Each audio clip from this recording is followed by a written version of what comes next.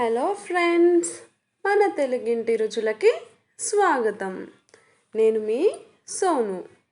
ఈరోజు నేను చేయాలనుకుంటున్నాను శాండ్విచ్. సో ఏ విధంగా చేసేద్దామో చూసే ముందు ఈ శాండ్విచ్ ఎలా వచ్చిందో ఒకసారి చూడండి. లోపలంతా ఆలు స్టఫ్ పెట్టాను అండ్ పైనంతా క్రంచీగా వచ్చింది. అలాగే లోపల చాలా సాఫ్ట్గా స్టఫ్ కూడా చాలా చక్కగా ఉడికింది. ఎంత బాగుందో చూడండి. సో ఆలు స్టఫ్ వెజ్ శాండ్విచ్ పిల్లలు చాలా ఇష్టంగా తింటారు. స్కూల్కి స్నాక్ లాగా కూడా యూజ్ అవుతుంది. అలాగే ఈవినింగ్ పిల్లలు వచ్చినప్పుడు అలా కూడా చేసుకోవచ్చు. సో క్రిస్పీగా అలాగే లోపల చాలా సాఫ్ట్గా స్మూతీగా అలాగే టేస్టీగా రావాలి అనుకుంటే ఎలా ప్రిపేర్ చేశానో ఒకసారి చూసేద్దాం. సెకండ్ రెసిపీ కట్లెట్స్ చేశాను. విత్ ఆనియన్తో గార్నిష్ చేశాను. సో ఈ కట్లెట్ కూడా లోపల చాలా సాఫ్ట్గా ఉంటుంది, పైన లేయర్ అంతా క్రంచీగా ఉంటుంది. అండ్ థర్డ్ వన్ అదే ఆలు స్టఫ్తో పకోడీలా చేశాను. సో అవి కూడా చాలా టేస్టీగా డిఫరెంట్గా ఉంటాయి. సో కొంచెం ఆనియన్స్ తోటి కలిపి తింటే మరింత టేస్టీగా ఉంటాయి. సో వేడివేడిగా 3 రెసిపీస్ ఒకే స్టఫ్తో ఎలా చేసేసానో ఒకసారి చూసేద్దాం. సో ఫ్రెండ్స్ 3 రెసిపీస్ ఈజీగా సింపుల్గా. సో ముందుగా కొన్ని వాటర్ యాడ్ చేసుకుందాం.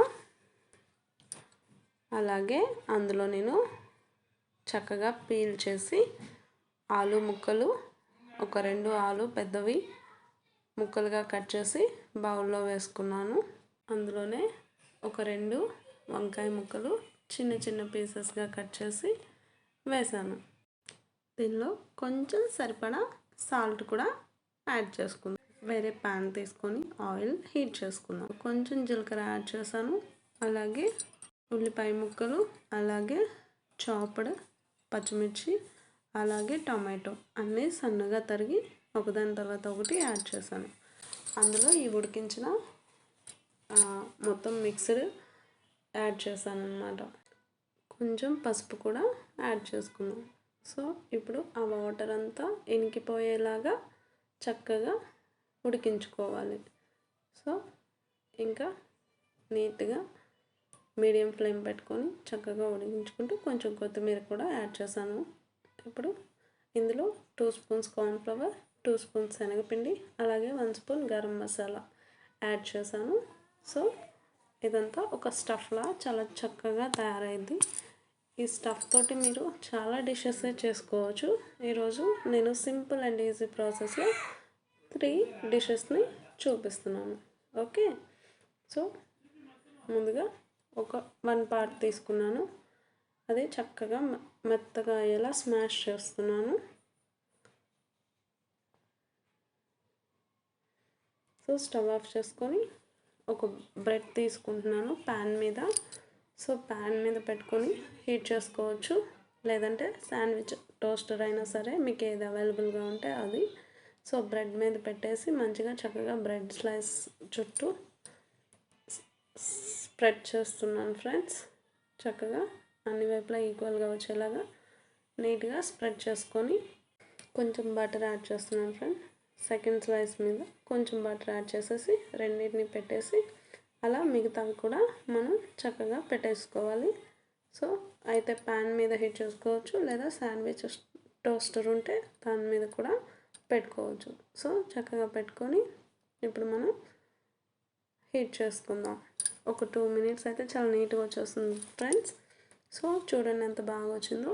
చాలా టేస్టీగా ఉంటాయి, వేడివేడిగా చాలా లైట్ ఫుడ్గా కూడా అనిపిస్తుంది, చాలా బాగుంటుంది. సో మీరు ట్రై చేయండి. సో సెకండ్ రెసిపీకి ప్యాన్ పెట్టుకున్నాను, ఆయిల్ హీట్ చేస్తున్నాను అనమాట. స్టఫ్లో కొంచెం శనగపిండి యాడ్ చేశాను అనమాట. సో చక్కగా కలుపుకుందాం. ఉప్పు మీకు తక్కువైంది అనిపిస్తే రుచికి సరిపడా ఇంకొంచెం యాడ్ చేసుకోవచ్చు. సో నేనైతే యాడ్ చేయట్లేదు, నాకు సరిపోతుంది. సో చక్కగా దాన్ని ఆ మిశ్రమం మొత్తం నీట్గా కలుపుకొని చక్కగా పకోడీలాగా వేసుకుంటే చాలా చాలా టేస్టీగా ఉంటాయి అన్నమాట. సో చూడండి ఫ్రెండ్స్ ఎంత చక్కగా కలిసిందో. ఇప్పుడు మనం కొంచెం కొంచెంగా పకోడీలు వేసేసుకుందాం. సో ఒక డిఫరెంట్ టేస్ట్ తోటి మనం చక్కగా డీప్ ఫ్రై చేసుకుందాం. మీడియం ఫ్లేమ్లో పెట్టి చేయాలి ఫ్రెండ్స్.